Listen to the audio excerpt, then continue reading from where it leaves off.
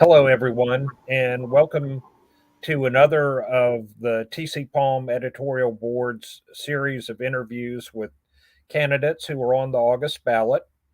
In this session, we will be interviewing the four candidates for Mayor of Port St. Lucie. We have all of them with us today. We expect this session to last probably a little over an hour, between an hour and 15 minutes. And I will begin the questioning, and then at some point I will throw it to the other members of our editorial board to see if they have questions.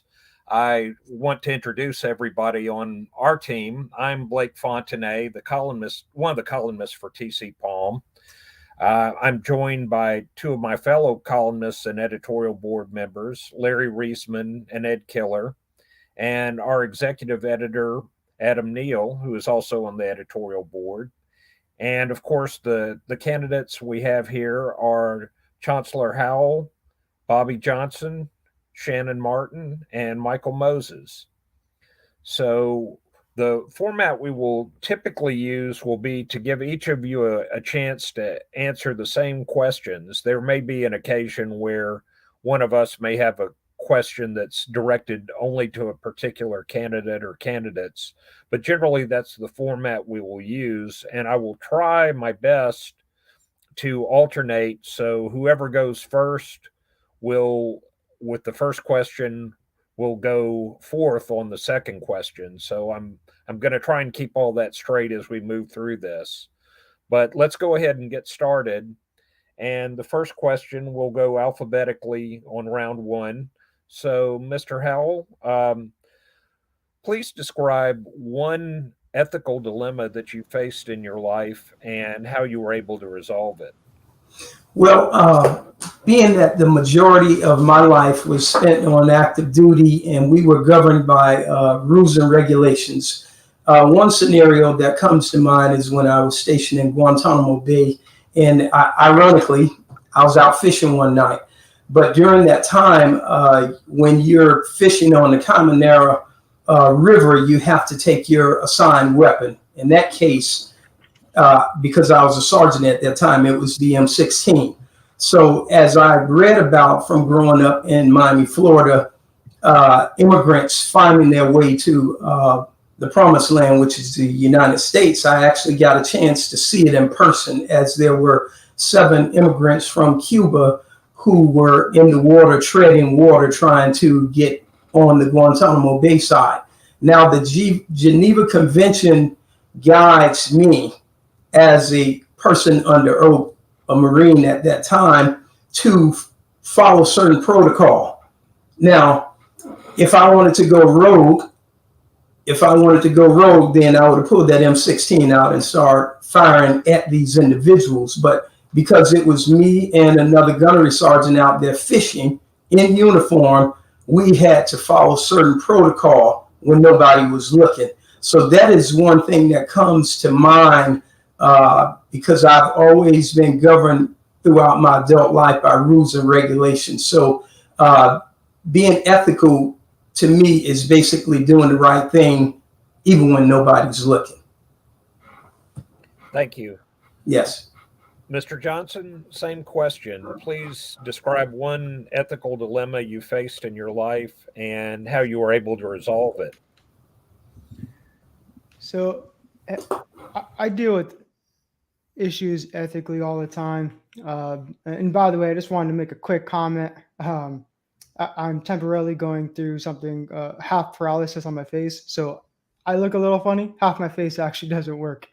If you heard about Justin Bieber, that's what I'm dealing with. And I'm dealing with even ethics behind the scenes with my own issues because of my health. But outside of that, I deal with issues on the IT front a lot, and just consistently being put in positions to where I can see above and beyond what I should be able to be allowed to see.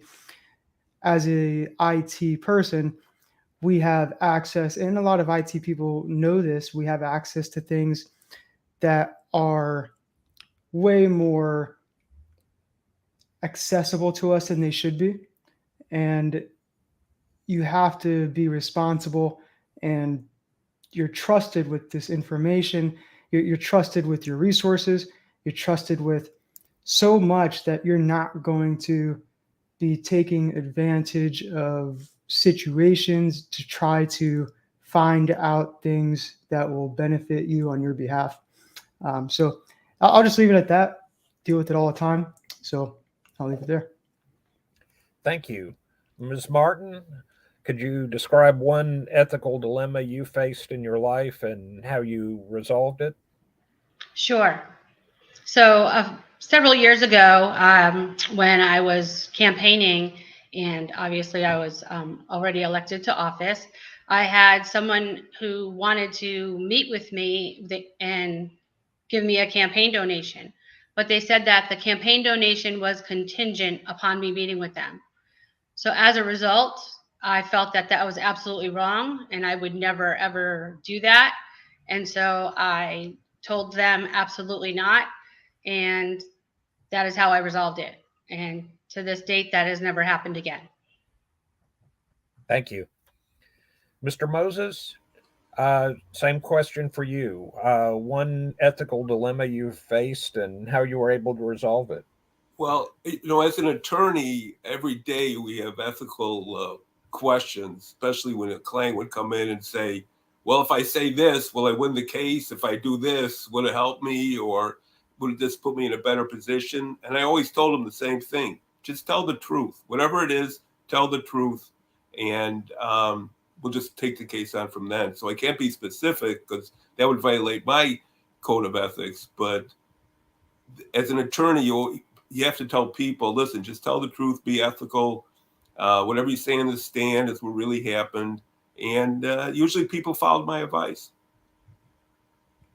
Okay. Thank you. And I didn't mention this at the top, but I appreciate you all keeping your answers brief. Since we have 4 candidates and a lot of issues to cover, I hope that you will try and be as brief as possible in answering the questions. So let's start with our second question now. And Mr. Johnson, let's start with you first. What specific steps would you take to improve water quality in the city? Yeah, so I think we have a water issue for sure. I don't drink water out of my own house. It's pretty horrendous. And if we're also expanding on all water, the sewage issue as well, are we also speaking on sewage, or are we just talking about drinking water? Well, I was specifically thinking of the waterways that run through the city, the Indian River Yeah. Lagoon, the waterways that flow into the lagoon, protection for them. But you may address drinking water if that feels like a good part of your answer. Yeah, so I think we definitely have a huge issue when it comes to water and sewage. And I watched the CEO of the Orca, the lady from orca.org, and watched her whole presentation on that just a few weeks ago. And it's pretty substantial, and it seems like it's not an issue that is being taken seriously. Um, there's a lot of biophilic designs that we can incorporate into our city to bring modern with the use of what we have today, instead of just tearing it all down and consistently trying to rebuild. And we need to think about the environment while we're doing it. We need to be thinking about the future while we do it. So we're not redoing steps every few years. It just seems like we're on a repeated cycle, and we're consistently blowing money in that sense. Thank you. Ms. Martin, what can be done to improve water quality in the city? Thank you so much for the question. So we have been addressing water quality in the city of Port St. Lucie for many years, started several years ago with our EWIP project. We want to make sure that we are doing our part, whatever we can do to help our waterways and our estuaries. We have embarked on a septic to sewer conversion program. It is a voluntary program, and that has been going very well. We have upped the budget over time. twice for increasing the budget to help our citizens convert over from septic to sewer. One of the major things we have done is a few years back, we did a microbial tracking study, and we partnered with Harbor Branch, and to make sure that we were looking at our areas where there was contaminants going into the river. And so as a result of the findings of that microbial tracking study, we were able to target those areas for the homes that live along the river and have those conversations, send out letters, and see what we can do to get them to voluntarily switch over. And the program has been very successful to date. We are continuing on our mission to get as many septic tanks converted over to sewer. The other thing that we are working on right now, which has been a work in progress and will continue to be, is our McCarty Ranch water quality project. And that is how our system of being able to take 9 billion gallons of water out and clean it and return it back so that when it goes into our estuaries, it is clean. We are done with phases 1, 2, and 3 right now. It's a 7-phase project, and we're embarking on phase 4. We also just received $426,000 from our state in the budget for phase 7A for the design of that. We've also received grant funding from FDEP, and we are continuing to work with all of our partners to do as much as we can to get that project finished.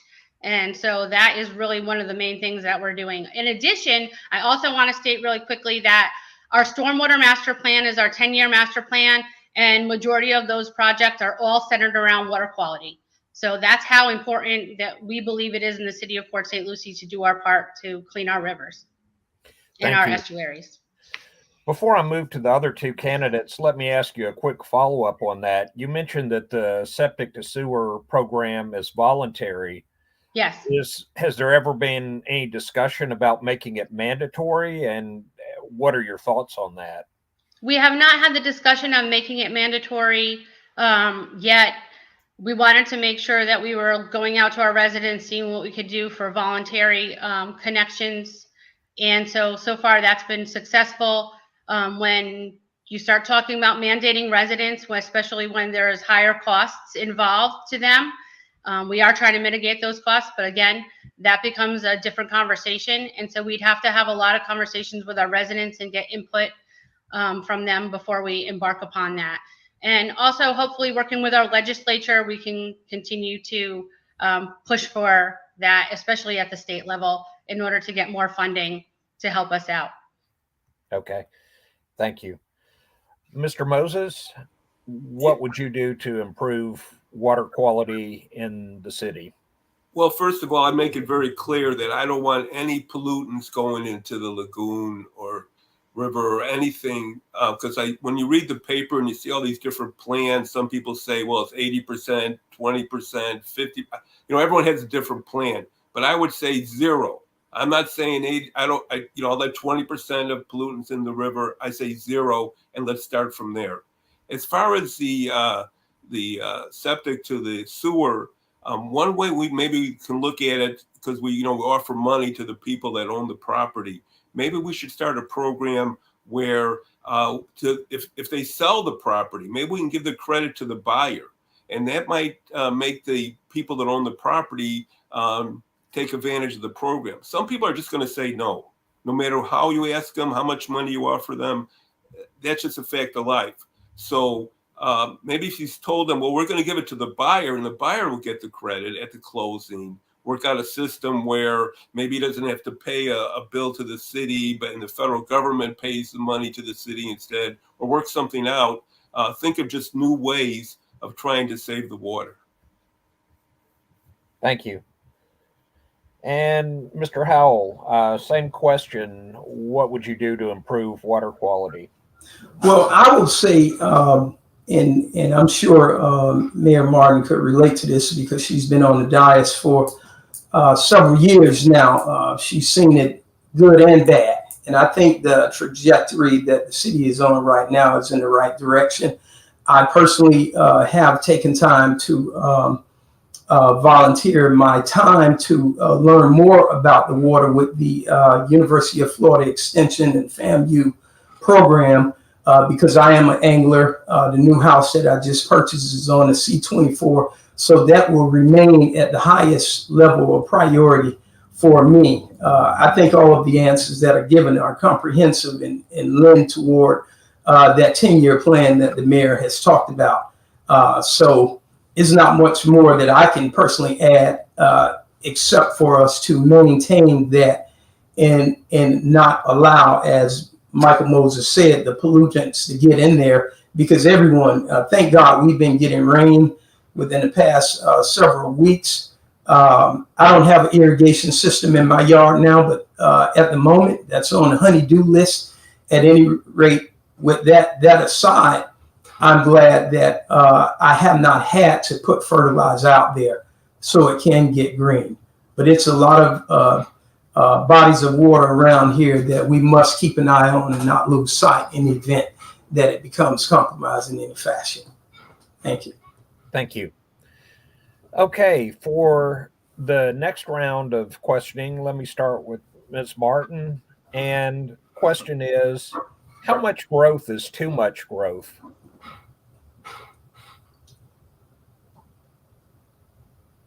To answer that question, you have to know about the city and the way that the city was planned.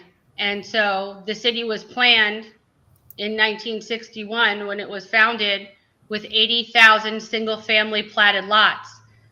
And when the founders did that, that gave the inherent right in order to build a single-family home on that land.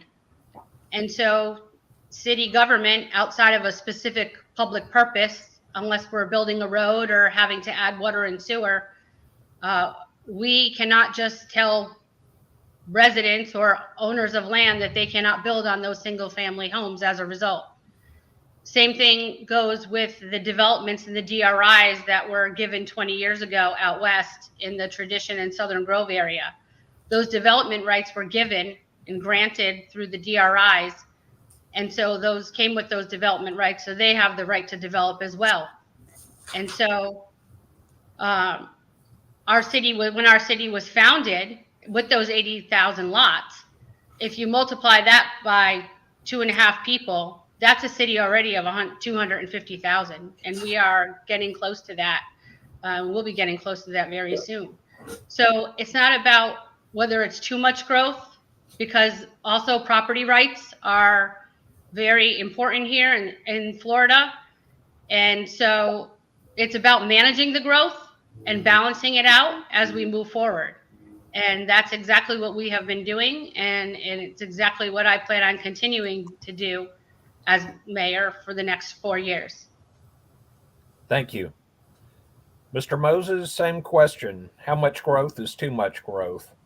Well, one of my positions or one of my platforms is that I will have meetings in every district that will tell the people how much undeveloped land is in your district and how is it zoned and who is it owned. Because when I'm campaigning, people ask me the same thing: traffic, growth, how many people. People don't know what's coming. And I think that's half the problem with the city. And as mayor, I will inform the people and tell them this is what's going to happen 2 years, 5 years, 10 years down the road. And I think that would help settle the problem as far as what the people expect. Because right now they don't know. The only people who know are the mayor and the council members, and they take money from the developers. And I'm not taking money from the developers. I'm going to help the people understand what's actually coming down the road. Thank you. Okay, thank you. And Mr. Howell, same question. How much growth is too much growth?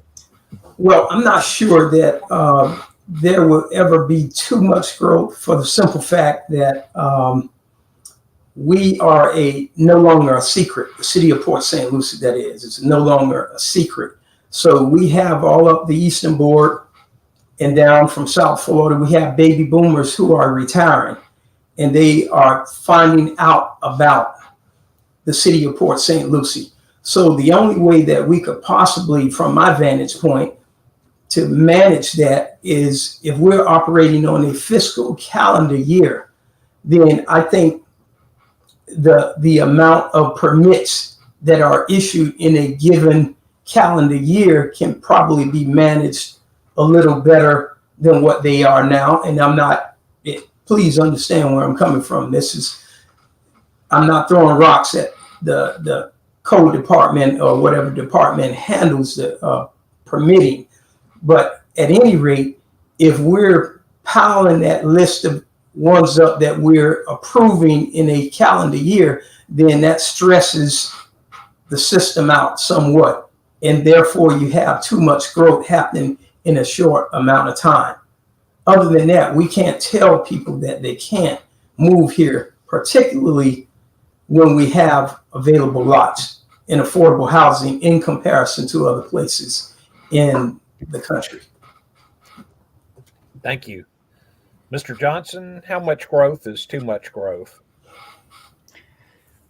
So honestly, I think we have an issue in Port St. Lucie with growth. We don't have an infrastructure to support it currently. We are growing out, not growing up in that sense. We are just building buildings to expand long ways and not height wise. And we're making it into an industrial type city without an infrastructure for roadways, bridges to support it. And right now, I mean, we're kind of busting at its seams where we're at, and we're playing catch up. So honestly, at the moment, we are at a very pivotal point to consider Port St. Lucie that we might be growing too fast if we can't keep up. And I feel like we've been behind for years, and that needs to be addressed. We really need to pay attention to the infrastructure and put a keen focus on the infrastructure of Port St. Lucie and not wait for buildings or corporate offices to move in and then charge them a mobility fee or whatever it is that we need to charge them just to make the outside of that area look nice. We need to start making things look presentable now so that we can increase the desirability for people living here, because people are going to come here, people are going to leave if there's not much to do. So we need to really improve our infrastructure. Okay, thank you. I was trying to watch. Was someone signaling that they wanted to make an additional comment on this question, or should we move on? Seeing no hands, I'll move on to the next question then. You are free to go back if you have additional thoughts after we've moved past a question. If something else comes to mind, feel free to add that to one of your answers at one of the subsequent questions. But let me start now with Mr. Moses on this round of questioning. And tell me what specifically you would do differently regarding the city's waste hauling contract than the way it's been handled. Well, it's been handled horribly. I can't emphasize that enough. The mayor, when she ran for election just like 9 months ago, said that she would force the Waste Pro to comply with the contract or hire third parties to do the work. She did not do that. I'm the only candidate here who's running against the mayor who went there 3 or 4 times and told the mayor and the council, go to court and win the case. They didn't. Then in February of 2022, the mayor stopped paying Waste Pro. And so the city became a default of the contract. So Waste Pro terminated the contract. Then they would tell people, okay, like we live in a third world country, take the garbage and take your yard waste and put it in your car and take it to this location somewhere in the city. Then there was a $4.8 million no bid contract for the carts. Still nothing going on in court at the same time. Then for some reason, they decided in cooperation with Waste Pro to stop recycling because they believed Waste Pro. They paused it, and then we still don't have it now. And then, of course, we have a horrible contract. We're paying more money for less service. The exact opposite of what she said she would do when she ran for election. So it couldn't be any worse, because with this horrible contract, now with the inflation happening, we're paying more. People can't afford gas, food, higher prices are going up. This morning, the consumer price index went up to almost 9% from last year. The interest rate went up. So we have to be careful how the money is being spent. But she just like misled it to everyone. And I don't know why she took those actions. And again, I went there 4 times and told them, go to court, win the case. You can win the case. But instead, she did the exact opposite. She made a mistake. And now the people of Port St. Lucie are paying a heavy price. And if this is her philosophy, she's only been in office, again, 9 months. We have other problems coming up because of the inflation, because of the land war in Europe, because of the supply chain. Anyone can do what she did and raise taxes. As mayor, I'm not going to raise taxes. Anyone can do what she did and lower the quality of life, but I'm going to keep the quality of life and make it better. This was a terrible mistake, and it proved that she should not be reelected. Okay, thank you. Mr. Howell, same question. What, if anything, would you do differently regarding the city's waste hauling contract? And please be as specific as you can. Okay. Let me start by saying I don't want to use the balance of my time Monday morning quarterbacking anything. First and foremost, I was not privy to the information that the current administration has. So I'm not going to go down that aisle. I think they did the best they could with the information that they had. However, being that we are now currently in a binding contract with 2 other companies, what I would look for is to spend the next several years setting them up as best as possible to be as successful as they can be so we could solve this problem. Now, in the interim, what I would do is I would introduce a program. I'm not sure if any of you are familiar with it. If you are, then good on you. If not, I'm going to introduce it to you. It is Pay As You Throw. This is a program that's brokered by the EPA. And what that is it charges people the amount of trash they toss out. All right.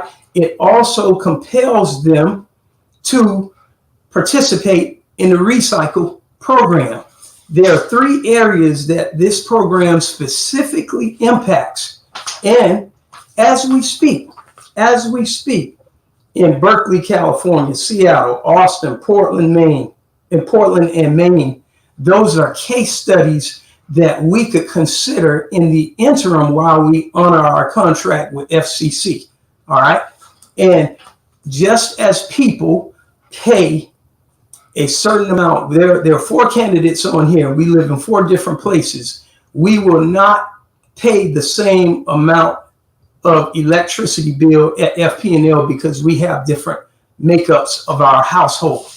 But to close this out, there are 3 areas that impacts us already. The environmental sustainability, which means, and I'll quote, communities with programs in place that I just mentioned have reported significant increases in recycling and reduction in waste due to primarily reduction in incentive program created by the Pay As You Throw. The second element is economic sustainability, which if using this plan, it is an effective tool for communities struggling, as we are, to cope with soaring municipal solid waste management expenses. You know what happens to that individual who's renting a house and the property owner is paying that tax bill? They're adding that, they're passing that cost on to that person who is renting. That is why some of these rents are going through the roof right now, because it's being passed on to the end users, those people who are not homeowners. And the final thing is equity. One of the most important advantages of the variable rate program may be its inherent fairness, because none of us, because our homes are made up of different people, we're not going to have the same amount of garbage out there. Now, we could spend our time Monday morning quarterbacking what's already happened. We can't do anything about the contract that's already signed. And I'm not going to throw a grenade at Mayor Martin or anybody else on the dais right now, because I was not privy to all of that information. One thing I will do, I can promise you, if I'm the candidate of choice, there will be internally assigned a sanitation czar. There's a hotshot department head in there who we could probably assign some collateral duty. And even if I have to take it out of my pay as the mayor to ensure that that person has all of the information to do a case study so we could be proactive and plan, because FCC, they may work out, they may not work out, because the same problem that we are replacing Waste Pro with, they did the same thing in Polk County. But since the contract is already signed and it's binding, we must do the best we can to set them up for success. But in the interim, we're going to be proactive and consider this pay-as-you-throw program. Thank you. Thank you. I would like to move on to the other two candidates, but let me just clarify one part of what you just said. The pay-as-you-throw program would be something that the city would consider after this contract with FCC expires, or would you endeavor to somehow change that contract? Well, Blake, that would be the plan, because we don't want to go in this current contract we just signed already thinking they're going to fail. That would be wrong. All right. Whether we agree with the administration or not with the decision they're made, guess what? It is already made. So we have to live with that. But in the interim, we could put together focus groups to see if this is plausible for our homeowners, commercial owners of businesses of all sizes, to see if this works. So if they happen to repeat what Waste Pro has, then we have something in place that we could go ahead and implement. Thank you. Yes. Okay. So, Mr. Johnson, this question goes to you next. What, if anything, would you do differently regarding the city's waste hauling contract? So obviously those things happen way before even before Shannon's time. It's a lot of it we could say is out of her control. I would like to think that the entire city council is at fault for not revisiting the contract and ensuring that the contract is up to date. And honestly, I truly believe the city has taken zero responsibility. Every time I watch a council meeting, and I've watched all of them regarding anything Waste Pro, and it has just been nothing but throwing swords and knives at the other guy. And there's just been no responsibility taken. It's kind of upsetting.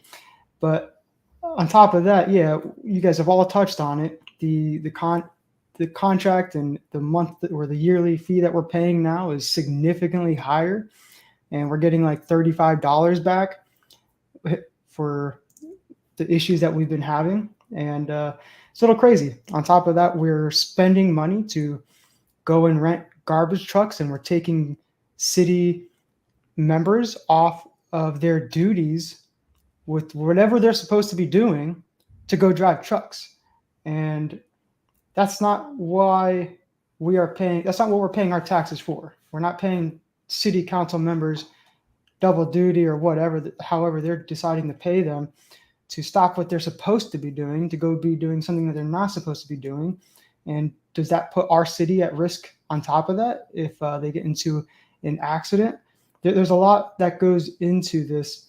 I would have tried every possible solution to salvage that contract, but it's important to note that trying to do it at the stage that it was done at was too late. It was way too late. It should have been looked at a long time ago. I'm not putting that on Shannon. I think that was the entire council. It was an issue with, they all let it slip. I did want to add that I had a note to add, but I can't find it. Oh, yeah, that they're coming once a week now. The issue is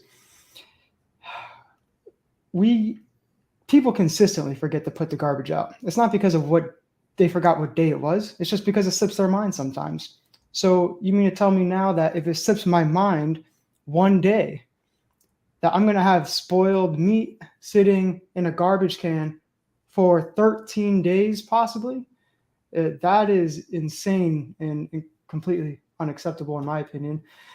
It's going to happen. And there was a gentleman, I believe it was Russ Blackburn, that said, oh, this will remove the confusion. And you only have one day to put it out, and you don't have to remember which day is recycling and which day is garbage. It's kind of insulting to the city of Port St. Lucie residents that they think that he would think little of us in that way. But it's not that confusing. It's easy to slip and just not put it out that day, and then you're going to be stuck with garbage. But then David Pickett, whatever his name is, he says that basically he wanted to compare our issue to the North Korean propaganda, which was absurd. He sat there and compared it to that and said it was the same thing. But to be honest, I got that text message that he was talking about, and ever since that day, my garbage has actually been getting picked up on time, which has only been about 4 times now, but 4 times strong, knock on wood, hope it stays that way. But it's a joke that he took it as such a joke and called that propaganda and then compared it to North Korea. Meanwhile, they did start picking up my garbage after that text message, and I'm glad that they did. But yeah, we should have salvaged that relationship. Okay, thank you. Ms. Martin, tell us about the Waste Pro situation and what, if anything, could be done differently in the future, or just sort of walk us through where we are. Sure. First of all, I want to address the falsehoods that have been put out there by Mr. Moses, because none of what he has said is true at all. I've never said I was going to force Waste Pro to do anything. I don't have the authority to force Waste Pro, a $900 million company, to do anything. And to say that we did not sue Waste Pro is also not true. We sued Waste Pro in September, and we have an ongoing lawsuit with Waste Pro. During that process, the judge had to order us to mediation because we were trying to meet with Waste Pro, and they did not want to meet to figure out what we can do to resolve the situation. And back in last summer, we were dealing with yard waste only. We weren't dealing with garbage not being picked up until this year. And ironically, that started happening when they knew that things were not going the way that they wanted them to go, because of the bully tactics that were being used against the city. And so I firmly believe that a lot of it was retaliatory. And to say that we stopped paying Waste Pro, that's also untrue. We never stopped paying Waste Pro. What we did was, as per the contract, because it is a contract, and so there's contract law that we have to follow. And that is why that we have been working with Waste Pro for a long time in order to correct these issues and get them under compliance in the contract, is that under the contract, we can charge administrative fines for miscollections. And it's pretty standard in the solid waste industry to charge fines for the miscollections, and that is exactly what we did. When the number in September got up to $1.6 million, I think the people on the ground here didn't tell corporate management what was going on, and they went absolutely crazy when they found out that there was fines of that magnitude. But it was up to their corporate management to fix these issues. We had the COO in front of council, our city manager, who, by the way, in our form of government is in charge of managing the contract with his employees in neighborhood services. They have presented us. I had meetings with a representative of Waste Pro. They presented us many, many improvement plans in order to fix the situation before the garbage started getting collected, the actual household trash. Nothing ever came to fruition with their plans. They promised they were going to pay their employees differently. They didn't do it. We told them 2 years ago, you need to start going to automated side load like the rest of the industry. The city is growing. They knew about our growth. We sent them the certificate of occupancy reports every single month to show them the houses that were coming online. And so we never stopped paying them. We're paying them, but we took out the administrative charges because they weren't doing their job. And what we've done as a result is we've had to, in the fall, we had to hire a subcontractor in order to pick up the yard waste, which is exactly what we did. We also utilized our public works teams and our neighborhood services department to pick up the yard waste, because at the end of the day, we are responsible. We have taken responsibility, and the stuff has to get picked up. The yard waste has to get picked up. The garbage has to get picked up. We stopped recycling in order to work with Waste Pro, because they said and promised that they would get caught up within 2 weeks if we were to pause recycling until they can get caught up. So in order to give them another opportunity in order to do that, we agreed to do that. Unfortunately, that hasn't happened. They promised more trucks. They've sent them in periodically at some points, particularly on Saturdays when they can get them from other places. It hasn't been consistent. Then when I and other members of the council started sharing the factual and accurate information about what was going on with our residents, that's when they stopped the communication. That's when things started getting worse, which is completely unprofessional. And it's not, again, following the contract. We had to go to court to get them to agree to finish out the contract in September, because we were hearing rumblings in the community that they were going to up and leave us high and dry. So we went to court and we got a judge to order them to stay here and fulfill their duties under the contract. We also have hired leased 9 trucks from a company in Tampa. It took us months to be able to get those trucks because the trucks are just weren't available. Our solid waste team, our solid waste task force members who we put in place back in October to help us with the short-term and the long-term options. Dave Peters from our solid waste task force joined our city team as a volunteer because of his knowledge and experience, and had been working for months to try to get those trucks. We were finally able to get the trucks. We do have our public works employees. It is helping out tremendously.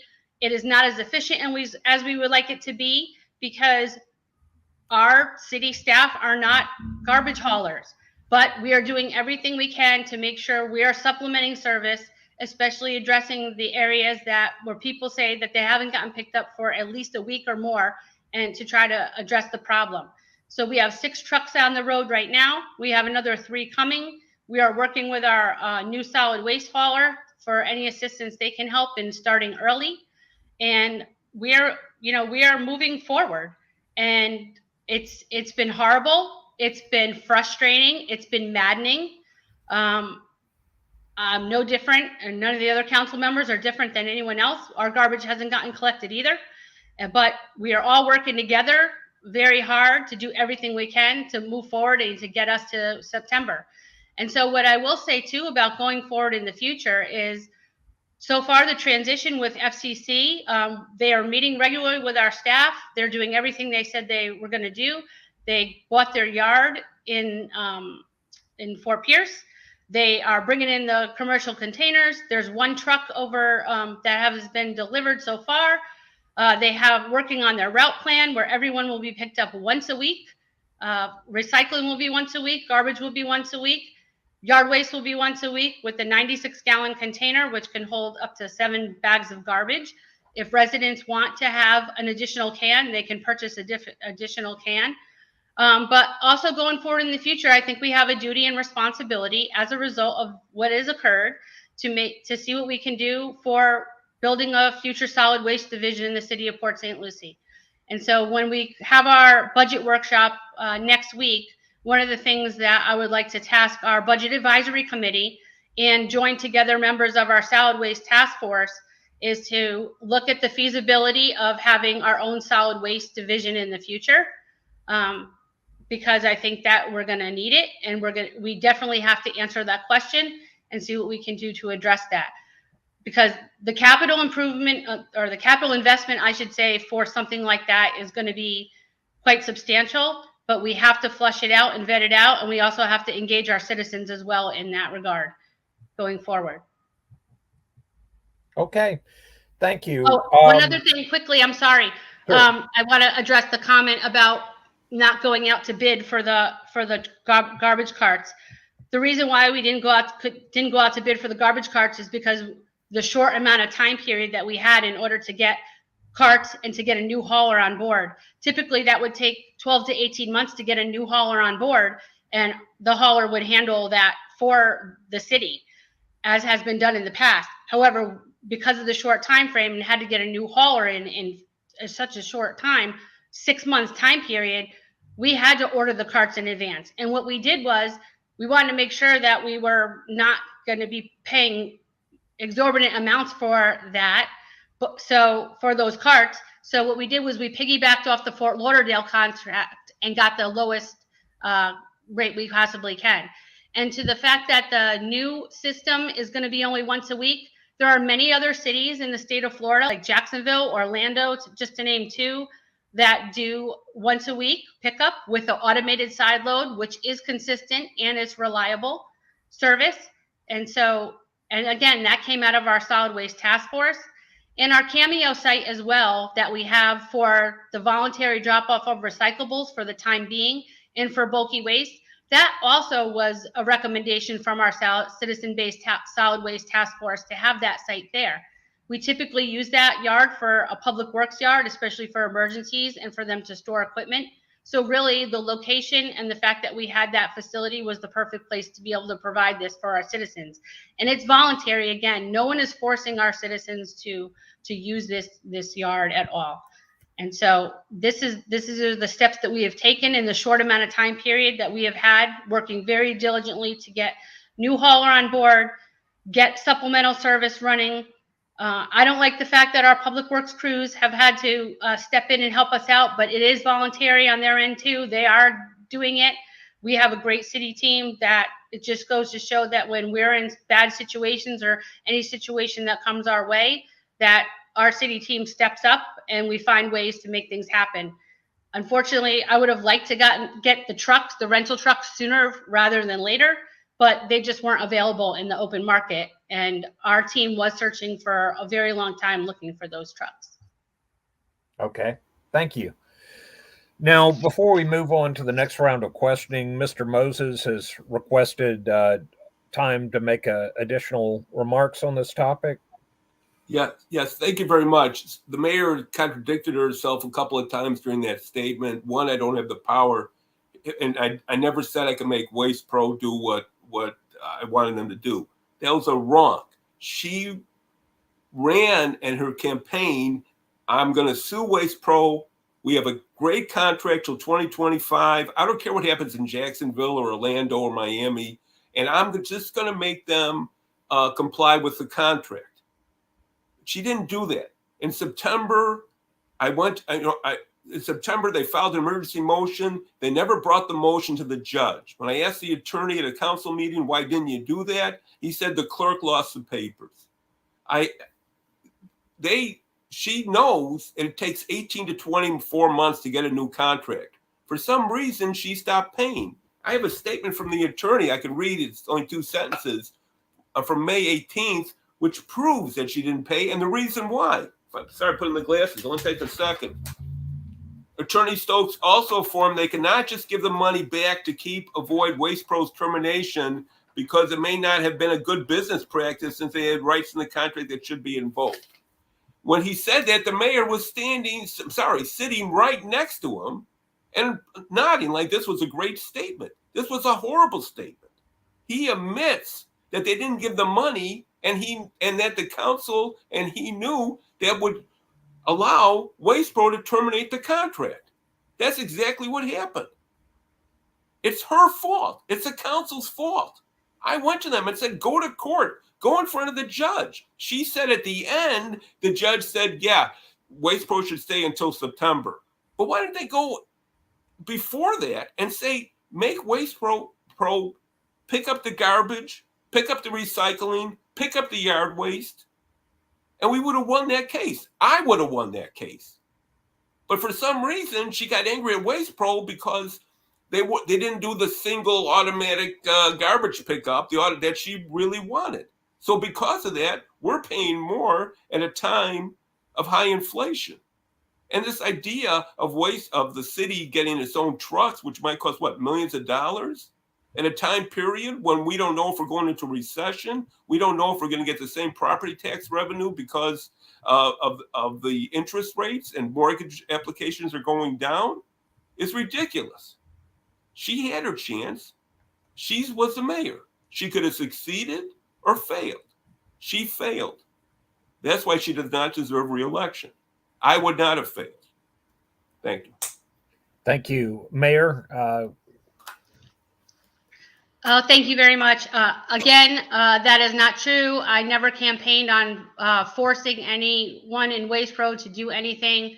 Again, we were working with them all along. We sued them. We were working with the court. Our city team of legal team has been working with the court. Waste Pro they never stopped being paid. I do not pay Waste Pro. This is not a strong mayor form of government. The city manager is the CEO of the organization. He runs the day-to-day operations of the city. And we have done everything we possibly can legally under the contract to make sure that we weren't in breach of the contract, to make sure that we weren't causing extra liability to our citizens. And so I don't know what Mr. Moses is talking about, but the statements that he are making are just not true. And we tried very, very hard to work with Waste Pro to salvage the contract, to get them to perform better, because really that's what it is about. So you can try to salvage a contract, but if the people who are, or the entity that is handling the contract continuously shows that they cannot perform, then what are you going to do? You're going to keep using the same company that's not doing the job? That's like saying if I hire someone to clean my pool every week and they don't come and do it, and it goes, and I let it go on and on and on, I'm going to keep using them to do that. And not to mention the fact that we had thousands of complaints from our citizens saying, get rid of Waste Pro. They're not doing their job. They can't perform. It's evident that they can't perform. But we still abide by the contract. We still try to do everything we can to work with them in order to do so. And so, yes, did it end up costing more? Unfortunately, yes. It's unfortunate that Waste Pro terminated the contract and that we had to go out to bid in this economic climate. It's unfortunate, and I don't like the fact that we had to do that, but we had to do that in order to move the city forward. And also, we were paying, by all the benchmarks that we were doing, we were paying very low amount for that solid waste collection. And so that in and of itself, and the fact that we knew that we were in this high inflation market, unfortunately, it was going to cost us more. But I think most people would rather pay more for consistent, reliable service than continue the fiasco that has been in dealing with this situation with Waste Pro. Thank you. I'm going to stay on this topic for just a couple more minutes because I know it's an important issue. Mr. Moses, I know you want to respond, but Mr. Johnson, would you like to make any additional comments? I know you had made a couple in the chat. So, yeah. So honestly, we should have done a better job salvaging it. We did not do our best. If we're going out and renting trucks and filling them up with volunteers, did we offer Waste Pro to borrow some of their trucks to fill them up with volunteers? I mean, I just don't fully understand how we got here. It doesn't make full sense. And even if we were to leave the contract as it was and we stayed with Waste Pro once a week, not that big of a difference, you know? they're coming about once a week. If they continued that same poor support, okay, well, it's still once a week, right? Now we'll get a bigger trash can, but at the end of the day, once a week for several months until they can get enough employees. I mean, they were suffering along with a lot of other companies that were having issues. It's not just them. And for us to start hitting them with penalty fees and all this stuff when the company's obviously suffering didn't show that we were there to help them, right? We made a contract with them however long ago, and we should have been there to support them during this time. Yes, they are picking up our trash, but why couldn't we work harder to just bend the rules a little bit to help out the residents? I mean, it ended up costing us a lot more in the long run. It really did. And I'm sure it wasn't an easy decision. I'm sure there's a lot of barriers that are behind the scenes, but from the outside looking in, I'm paying nearly double for once a week, which is about what I've been getting for the last year. But now I get to pay double for it, and eventually I'll have a bigger trash can. I would have been okay with holding on and figuring out, wait for them to get more employees, whatever the case is. I do think from the Waste Pro perspective, or from Shannon's perspective, and from the council's perspective, that yes, Waste Pro probably has been bad at communicating. But again, if they were having issues in hiring, I'm sure their priorities are a lot more significant than getting back to our emails. They're having hiring issues, or there's a lot of issues that we're not seeing. We're just assuming the worst and taking action on the worst. I think we could have done a better job. Thank you. Okay, we are approaching the 1 hour mark, so we have about 15 minutes, and we do have additional questions. I'm going to give Mr. Howell an opportunity to make some follow-up comments on this, and then Mr. Moses, and then I'm going to allow the mayor to respond to both of their comments, and then we really need to move on. So, Mr. Howell. Okay, I'm going to be very brief. There's blame that could be thrown all around. We have natural disasters and we have man-made disasters. In every industry, regardless if it's sanitation or pick another one out there, automobile industry, we're all feeling it as a result of the pandemic. And I think a lot of the discussion is at this point is counterproductive, because it's not going to change what has already been signed into effect. That binding contract with FCC in September is coming rapidly. So we need to focus our energy on that for the sake of all of those homeowners and other residents at large. All right. So from my vantage point, again, I wasn't privy to all of the information of those individuals up there. The man-made and natural disasters, what I would have done, all right, is I probably would have gotten on the phone to call Governor DeSantis and say, for at least 2 weeks, allow us to use the National Guard of some sort. Send a couple of 5 tons down here. We did it in California. Send a couple of those military personnel to help us catch up so we wouldn't get to the place that we're in right now. So I'm going to close by saying to my fellow candidates, we're wasting time on what has already taken place, and we need to focus on this not happening again and putting a proactive plan, strategic plan in place so we could not have this happen again. Thank you. Mr. Moses, last comments on this, and we'll give the mayor a chance to respond.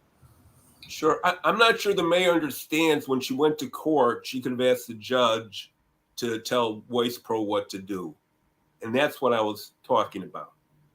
Second of all, I was surprised when she said it was the city manager that pays the bills, and like she's just there as a witness. I'm not quite sure what she meant, because the mayor and the council tells the city manager what to do, and I don't think it's unfair to blame him for her mistakes. And on March 28th, at a council meeting, I won't read the quote, basically she said, we're not paying Waste Pro its administrative fees. So it's on her. And the reason why this is an important point, again, because she's only been mayor for 9 months. We're going to have other problems coming up in the next 4 years. And how did she perform under these circumstances is a clue of how she'll perform in other circumstances. And as I said, she failed in this. And there's no guarantee she learned any lesson. And we have to elect someone that knows what they're doing, that has the knowledge and experience. And I believe I have the knowledge and experience to be the next mayor. Thank you. Mayor, final thoughts on this topic? Just want to say I haven't blamed the city manager for anything at all. Again, if you knew our form of government, you would understand that the mayor and council do not pay the bills. The finance department pays the bills under the direction of the city manager. And while I may have been mayor for only 9 months at this time, I have been on the council for 12 years. And I have been through some of the worst times. When I first got elected in 2010, there were a lot of horrible things going on at the time. And it is through my leadership and through my experience and through my knowledge that I have learned many things over the course of time that has brought the city through that leadership to where it is today, in partnership with my fellow council members. So we are moving forward. The light at the end of the tunnel is there. FCC is starting on September 15th, maybe a little bit sooner, depending on how things go. But we are going to get back to consistent, reliable, solid waste service with our new provider. And then for the future, we are going to flush every option out possible to see if in the future we should be developing our own solid waste division, whether it be half the city or the whole city after the FCC contract. This isn't something that's going to take 2 minutes to figure out. That's why we're going to have the professionals in our budget advisory committee and the professionals in our solid waste task force that have that experience help us. We're going to talk about it with our citizens, because everything we do is citizen oriented. And we don't make decisions based on what just 5 members of council want. We make decisions based on what the residents tell us they want. Thank you. Okay, I'm going to open it up to other members of the editorial board. Larry, Adam, or Ed, do you all have anything you'd like to bring forward at this point?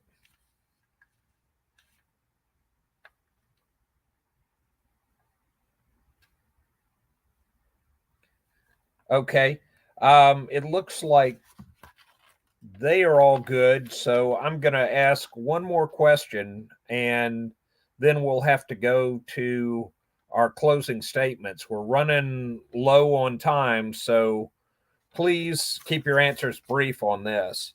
And we're back to the top of the order. Mr. Howell, you're the first one on this question. What is your personal vision for City Center, and what elements would you like to see included? And for all the candidates' benefit, there certainly is a public process, but what I'm asking here is what each of you would like to see included in this development. Okay, so the City Center is something that I believe is one of the most beautiful buildings in the city of Port St. Lucie. And some will say that it is on the wrong side of town because it is the opposite end of the spectrum of the beautiful tradition. But I think with it being located right on US 1, it is an opportunity lying in wait. I had the opportunity to visit several months ago in Nashville, Tennessee, and I was blown away by what in my mind was country bumpkin Nashville, Tennessee. But I had a blast in Tennessee, and I said, wow, we could do something similar to this in the city of Port St. Lucie. So I would like to see something of an educational tourist type attraction there in conjunction with Mid-Florida Civic Center right now. Those parcels around there are waiting for something big to happen. We have not tradition, but crosstown, so you can easily access that side of town now. And I would like to see something like Madame Tussauds Museum that will attract people into the area. We can't stop people from coming here because the weather is great. So I would like to see something along with some other job opportunities that we could offer residents there. And I will close by saying the latest thing that's not far away from the Civic Center is what's happening with Club Med. That is going to be another opportunity that could work in conjunction, even though they should be within 10 to 15 minutes of each other on the east side of town. Okay, thank you. And Mr. Johnson, same question. What would you personally like to see in City Center, and what elements do you believe that project should include? So I'm excited about City Center, but I'm also probably way more excited for the Port District and what that can become. But staying on topic for the City Center specifically, we need to bring higher paying jobs. You know, we keep bringing jobs to Port St. Lucie that are on average $17 an hour. I feel like we're turning into a warehouse district. There's just warehouses everywhere. It's kind of insane. So we need to start building up and not building out. Build up in the city, bring higher paying jobs, because right now we're not attracting those corporate jobs. And by the way, how are they going to fly here? We have an airport that's barely put together, and they got to travel an hour plus to either get to the Orlando or West Palm Beach. So we don't even have a way to bring corporate jobs here. We have an issue with that. Again, that goes back to infrastructure. So we need to really address the desirability to live here. We need to bring in airports. We have an airport already, but we're sitting around waiting for vendors. We're not actively pursuing. Maybe we should be offering incentives to get someone on board, to start getting other airlines on board. We have to start somewhere, but we're not being aggressive enough. We're sitting back waiting for it to come to us. And we're sitting here lowering taxes left and right, and we're making 23-year plans. It's just too long. No one's going to wait around for it. So increase the desirability. You increase the desirability of that city, and you build up. You bring the corporate jobs. You bring the airport for people to fly in and out. You bring the average wages up by bringing in those corporate jobs. And wrapping it all up, you want to get the biophilic design in so that you can have an environmental and economically sustainable future for anything you build in the roadways or the sidewalks. And you have to be able to add. You need to be able to add commuting to be able to get to the city easily for these people. So in the commuting, we're still very behind on. The commuting is terrible.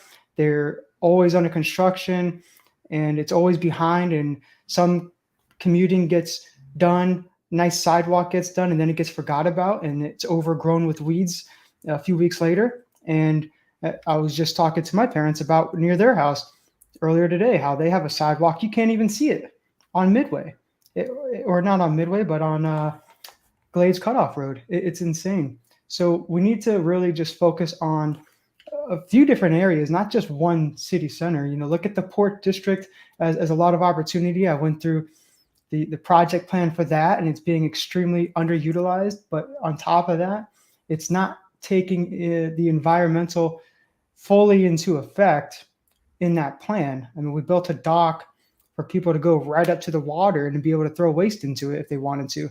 We should throw a barrier in there and not allow people to walk directly up to it in that area. We need to preserve something for Port St. Lucie, you know, keep it beautiful. It's the background right now is all green.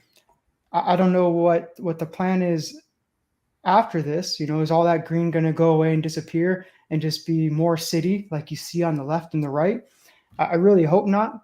I hope we design it better, more strategically, smarter, and just we really need to think about the future and build for now, execute now. We keep having these visions. I keep hearing that word vision, vision, vision.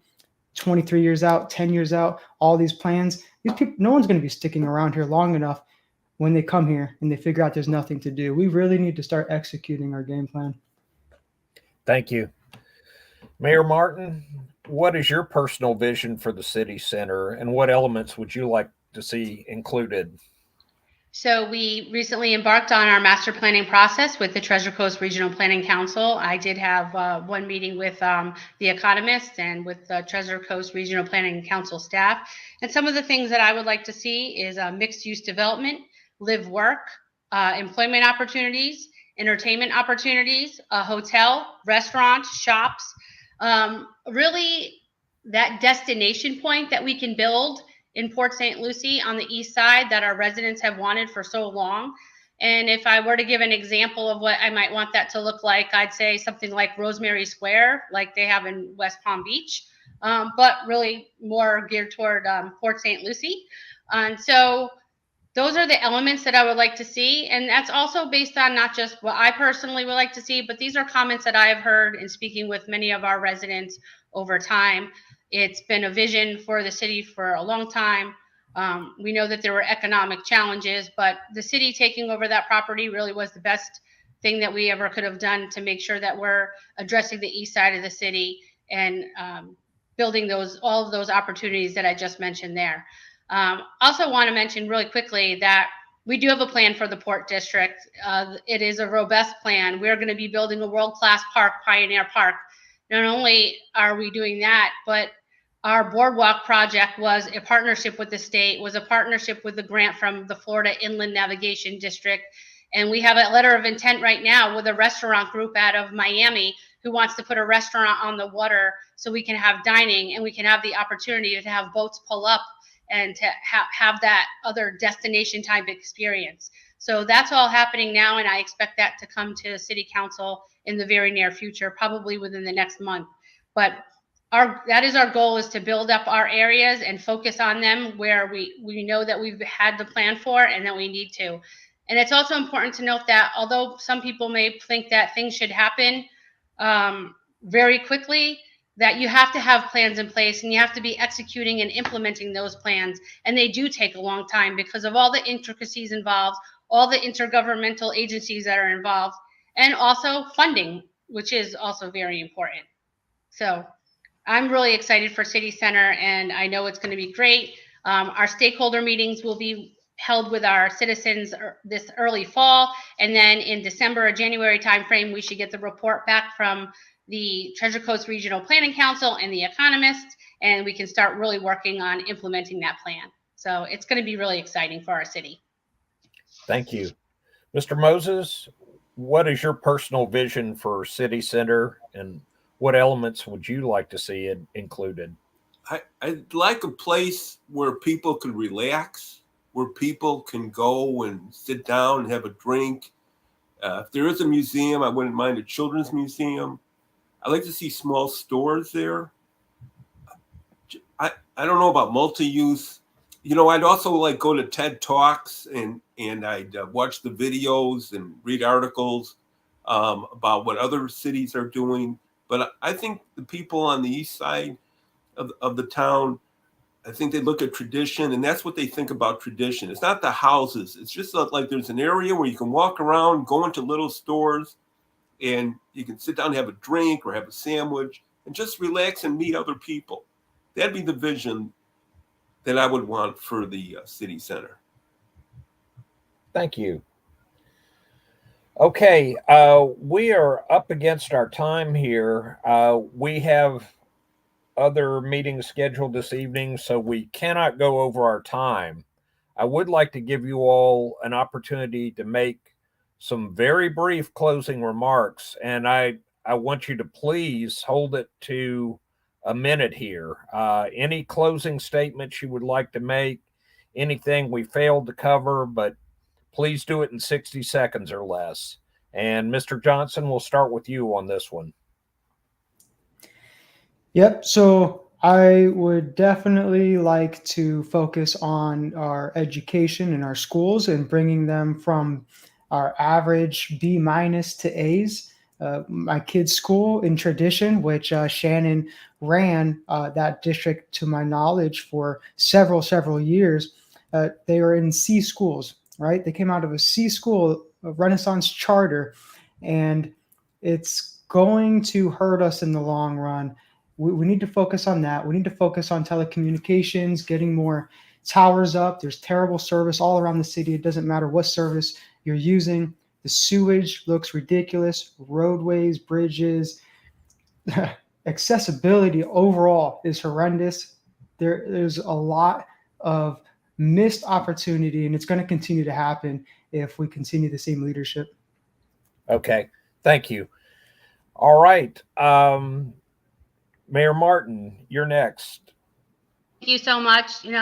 I've served the citizens of Port St. Lucie for 12 years, and I love serving all of the citizens in our city, our businesses, our community stakeholders. I'm so passionate about our city, and we have been making great strides over the course of the last several years. We have lowered the tax rate for the last 7 years in a row. We have attacked our city debt and lowered it by 36%. Our economic development in Southern Grove is booming. We have over 5 million square feet of manufacturing, warehouse distribution, and medical office space coming out of the ground as we speak, which is over 5,000 jobs. We have more projects in the hopper right now to bring more economic development to our city. I'm excited about City Center. We're in the process of building 4 parks right now. We want to keep our city safe. We're the safest city in the state of Florida. We're the second safest city in the nation. U.S. News and World Report has just reported that. And so we are so super excited about that. Giving our first responders what they need to do in order to keep us safe. Our infrastructure projects. It was mentioned that we aren't working on infrastructure. We have so many infrastructure projects happening right now, and we have plans for stormwater, sidewalks, repaving. We are working on so many things, and I want to keep working for you. I have the knowledge and experience and the leadership to do it, and I want to take Port St. Lucie into the future, and I hope you will give me your vote. Thank you. Thank you. Mr. Moses. Yes, as you could tell, I'm also a passionate person, and I get excited when I talk about what I felt was wrong things being done to the people of Port St. Lucie. My slogan is a fresh start. I have a fresh way of looking at things, a new way of looking at things. I think I'm qualified to be the mayor, and I know I will do a good job. And it's just important to me. It's our city, and the people here are good people. I moved here because it was a great city. I want to keep it great. And I think you should vote for Michael Moses for mayor. Thank you very much for this opportunity. Thank you. And Mr. Howell. Yes, I would like to say in closing, I would like to thank my fellow candidates in this race. It takes courage to do what we have chosen to do. And finally, in closing, I'm an optimist. I look at the glass as half full. And as a veteran, as a local business owner, as a scholar, now I can say that because I've completed my doctoral studies. There isn't a person out there that I don't believe that I can relate to. I love this city, all right? I love the diversity that it offers. Unfortunately, that diversification is not shown across the board, particularly on the dais, all right? However, I believe there's no one else in this race that bring those skill sets to the table, not discounting them. They don't know what they don't know.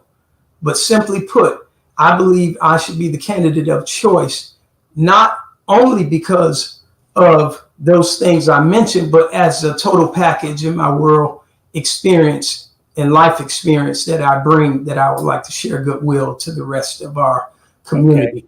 So thank you. All right. Thank you to all 4 of you. We appreciate you taking time out of your schedules for this interview. And we encourage people who are watching to consider what the candidates have said here tonight, and please go out and vote in August. Thank you. Thank Thank you. Thank you, Thank you. guys.